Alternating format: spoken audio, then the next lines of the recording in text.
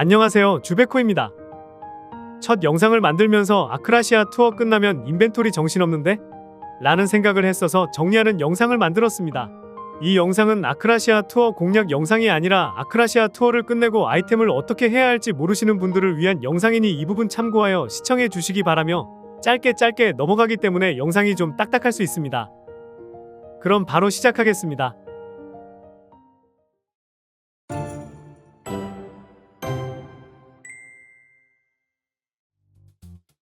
일단 저도 약 2시간 정도 소요하여 아크라시아 투어를 완료했는데요. 아크라시아 투어가 끝나면 길잡이, 통합 보관함과 우편함의 보상들이 들어와 있을 겁니다. 전부 수령해 주시고 수령 후 저는 편한 설명을 드리기 위해 원정대 창고와 개인 창고에 우선 나열해 두었습니다. 카드의 경우 복잡하기 때문에 마지막에 설명드리며 카드들은 개인 창고 1번에 넣어 두시면 조금 더 편하게 정리할 수 있으실 겁니다. 원정대 창고에는 지금 당장 사용하지 않는 아이템들을 우선 넣었는데요. 하나하나 보면서 설명드리겠습니다.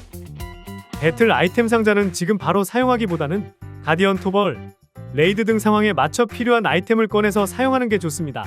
재련 파편 선택 상자는 장비 재련 시 명예의 파편이 부족해지거나 1620을 찍고 티어4 장비로 계승하여 추후 성장에 사용하셔도 됩니다. 각인 주머니, 각인 선택 상자도 일단 아껴두는 걸 추천드립니다. 현재 각인 지원을 받고 있기 때문에 지금 당장 쓸 필요는 없고 추후 장비 레벨이 올라 각인을 새로 세팅해 줘야 할 때 필요한 것을 받아주는 게 좋습니다. 또한 각인서마다 경매장 가격의 차이가 있으니 각인서를 받을 때 가격 비교를 하시고 받는 게 좋습니다. 호감도 상자 또한 아껴두겠습니다. 내실 컨텐츠 중 모험에서는 호감도가 포함되어 있고 호감도까지 올려야 모험이서가 완성되는데요. NPC마다 호감도를 올리는 퀘스트가 존재하며 이 퀘스트를 스킵하는 방법 또한 있습니다. 퀘스트를 스킵하는데 사용되는 것이 바로 호감도 아이템입니다. 아바타 상자의 경우 슈모익 캐릭터에 사용하여도 되지만 혹시 부캐릭터에게 옷을 입혀주고 싶으시다면 원정대 창고에 보관하시면 되고 이미 착용하려고 개봉했다면 팩 기능의 원격 아바타 창고에 따로 보관할 수 있으니 참고해주세요. 개인 창고에 무기 표시가 있는 곳은 장비, 액세서리, 아바타만 들어가는 창고입니다. 슈모익으로 받은 보석 중 사용하지 않는 보석은 보관하여야 하기 때문에 여기에 옮겨두었습니다. 추후 장비, 악세, 어빌리티 스톤 등 장비형 아이템을 보관하실 땐 이곳을 이용하시면 됩니다. 소지품으로 돌아와 하나씩 살펴보겠습니다. 나침반은 우선 착용해 주시면 됩니다. 카던 휴식 보너스 무략은 카오스 던전의 재화를 배로 얻을 수 있는 무략입니다. 추후 높은 장비 레벨에 도달하여 더 높은 등급의 재화를 받는 게 좋다고 생각하기에 원정대 창고로 넣어 보관하시면 좋을 것 같습니다. 깃털은 카던, 가토, PVP 컨텐츠 등 캐릭터가 죽었을 때 즉시 자리에서 부활할 수 있는 효과의 아이템으로 바로 사용해도 되는 아이템입니다.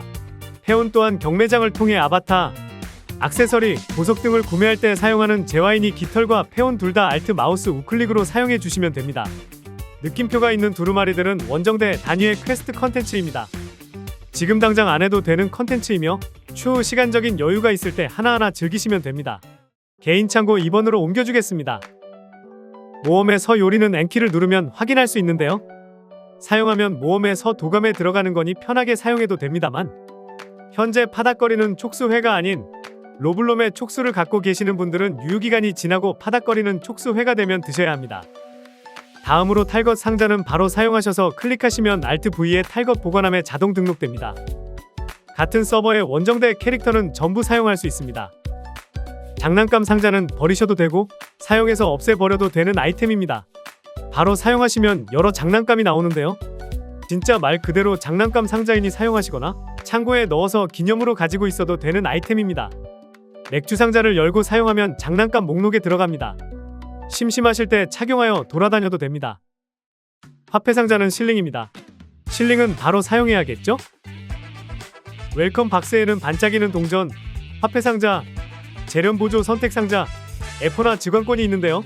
열기를 사용하여 재련 보조 선택 상자를 제외한 나머지는 사용하셔도 됩니다. 크림스네일의 반짝이는 동전은 항해 때 타는 배를 업그레이드하거나 더 좋은 배를 만들기 위한 재화입니다. 재련 보조 선택 상자는 원정대 창고에 넣어 추후 재련할 때 사용하시면 됩니다. 에포나일의 직관권은 소지품의 재료저 장소에 따로 저장되니 걱정 안 하셔도 됩니다. 항해 주화 상자의 재화 또한 해적 주화와 마찬가지로 재료저 장소에 저장되며 호감도 아이템 구매, 선박 업그레이드 재료 구매에 사용되는 아이템입니다. 파프니카 여행자를 위한 보석 상자는 5레벨 보석을 얻을 수 있는 상자인데요. 현재 슈모익으로 보석 지원을 받고 있으니 사용하지 않고 개인 창고에 넣어두겠습니다. 아크라시아 선박 재료 상자는 에스토크라는 배를 만들 수 있는 재료 상자인데요. 이미 에스토크를 사용하고 있어서 그냥 사용하시면 되고, 사용 시 소지품 재료 저장소의 항해 탭에 저장됩니다. 위대한 미술가의 보아 상자는 실링이므로 그냥 사용해 주시면 됩니다. 전사의 가면 상자는 캐릭터 아바타입니다. 사용하셔도 상관없고 다른 캐릭터에게 주셔도 상관없습니다. 사용하셨다면 직접 착용하셔도 되고 펫 기능의 아바타 창고에 넣어서 보관하셔도 됩니다. 아뮬렛 상자는 캐릭터 스킬과 관련하여 트라이포드 레벨을 최대 레벨인 5레벨로 올려주는 아이템인데요.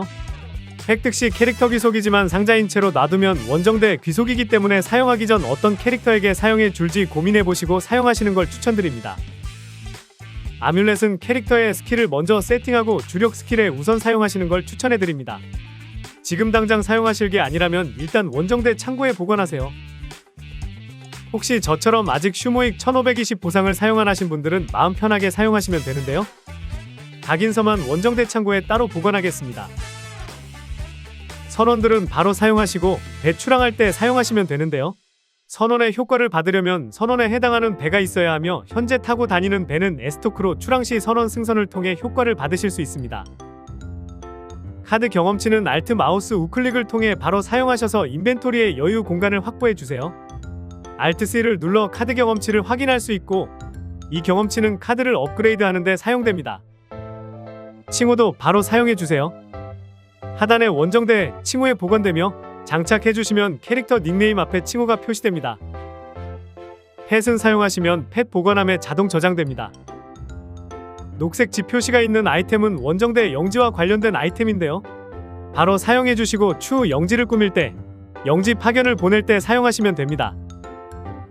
펫 기능 이용권과 펫 지원 효과 이용권은 사용하셔서 편하게 게임하시면 됩니다. 베아트리스의 축복과 니나브의 축복은 원정대의 버프 효과라고 생각하시면 되는데요. 위 아이템은 F4 로스트 아크샵을 통해 구매할 수 있는 아이템입니다. 위 아이템 중 베아트리스의 축복은 비프로스트를 이용하는데 큰 도움을 주는 아이템입니다. 비프로스트란 지정해 둔 장소로 바로 이동시켜주는 텔레포트 기능이라고 생각하시면 될 것 같습니다. 매일 하는 F9를 하거나 매일 가야 하는 섬이 있다면 지정해 두시는 게 좋겠죠? 비프로스트의 열쇠는 원정대 60레벨의 보상으로 1개 얻을 수 있고, 나머지 1개는 Alt L 수집형 포인트의 이그네아의 증표의 보상을 통해 얻을 수 있습니다. 이그네아의 증표는 엔키 모험이설을 100% 채울 때마다 1개씩 얻을 수 있습니다.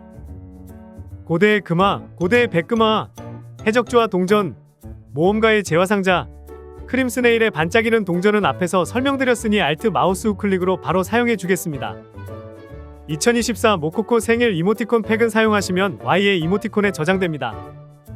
MVP 배경은 가디언 토벌, 레이드 등 던전이 끝나고 MVP 창에 캐릭터가 나오는 배경이며, 사용하시면 Y의 감정 표현 MVP 설정에서 적용할 수 있습니다. 보석 산호의 경우 탈것으로 바꿔줬는데 현재는 교환해주는 NPC가 없어졌습니다. 해당 내용 파악되면 추가하겠습니다. 일단 창고에 넣어두겠습니다. 아만의 테마 졸리스 엔드는 영지 내에서 틀 수 있는 음원으로 사용하면 영지에 바로 등록됩니다. 예술가의 긍지는 전기선 승선을 통해 플래체 이동 후 예술의 광장 가운데 늙은 화가에게서 영지 설치물로 교환이 가능합니다. 영롱한 아쿠아마린은 영상 처음에 착용했던 나침반을 업그레이드 할 수 있는 아이템인데요. 외로운 섬 오페르에 방문하여 나침반 업그레이드를 할 수 있습니다.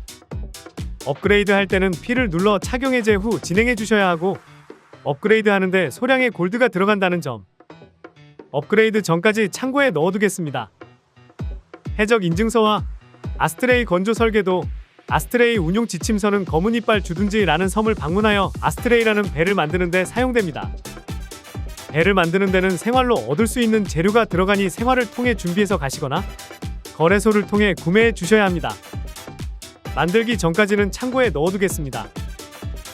고급 선박 부품 재료는 NPC가 가공사에서 연금술사로 바뀌었는데 아직 표기가 안 바뀐 것 같습니다. 남은 아이템은 모험에서 요리에 쓰이는 재료들입니다. 지금 바로 사용할 수는 없고 창고에 넣어 두었다가 추후 모험이설을 완성해 나갈 때 재료로 사용하시면 됩니다. 이제 카드만 남았는데요. 카드는 나오는 즉시 사용하시면 보관함이 가득 차 당장 필요한 카드를 사용하지 못할 수 있어서 남겨두시는 걸 추천드립니다. 카드가 좀 복잡하니 잘 따라오셔야 합니다.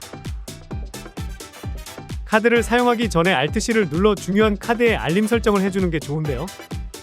우선적으로 딜러분들은 알고 보면 세상을 구하는 빛, 서포분들이라면 너는 계획이 다 있구나, 남겨진 바람의 절벽을 사용하게 될 텐데요. 검색창에 해당되는 카드 세트를 검색하여 각 카드마다 왼쪽 상단의 카드 모양을 클릭해 알림 설정을 등록해줍니다. 더해 딜러분들은 운명의 별, 서포분들은 필드보스의 혹은 무기여 잘 있거라 라는 카드도 알림 설정을 해주시기 바랍니다. 운명의 별과 필드보스, 무기여 잘 있거라는 알고 보면 계획 세트의 세트 효과를 받기 전 임시로 사용할 수 있는 카드입니다. 앞에서 언급한 카드 외에도 앞으로 파밍해야 하는 카드들을 미리 설정해주는 것이 좋습니다. 알림 설정을 하고 인벤토리로 돌아오면 카드에 노란색 표시가 되어 있는 카드들이 보일 겁니다. 이 카드들이 알림 설정을 해둔 카드입니다. 알림 설정한 카드들을 사용하도록 하겠습니다. 사용할 수 있는 카드 팩이 있으시다면 전설카드 선택 팩을 제외한 카드 팩은 사용하셔도 됩니다. 알림 설정을 제외한 나머지 카드들은 우선 지금 당장 필요한 카드들이 아닌데요. 크리스탈을 사용하여 카드 보관 슬롯을 당장 확장시킬 계획이시라면 다 사용하셔도 되지만 각 대륙의 떠돌이 상인을 통해 알고 보면 세구빛, 계획, 남바절의 카드를 구할 수 있으니 확장하지 않을 계획이시라면 창고에 넣어두시고 알림 설정 카드를 우선 등록하는 걸 추천드립니다. 카드가 너무 많으실 경우 어느 정도 사용하여 보관함에 넣어두시거나 펫 창고에 넣어두셔도 되고 창고용 부캐릭터를 생성하여 원정대 창고를 통해 부캐릭터에 넘겨주셔도 됩니다. 자세한 카드 세팅의 경우 다른 영상으로 다루겠습니다. 오늘은 각종 보상으로 받은 아이템들을 정리해보았는데요. 너무 많은 보상으로 어느 곳에 쓰이는지, 어떻게 보관해야 할지, 이걸 사용해도 되는지 답답하셨던 분들에게 조금이나마 도움이 되었으면 합니다. 더 좋은 영상으로 또 찾아뵙겠습니다. 긴 영상 봐주셔서 감사합니다.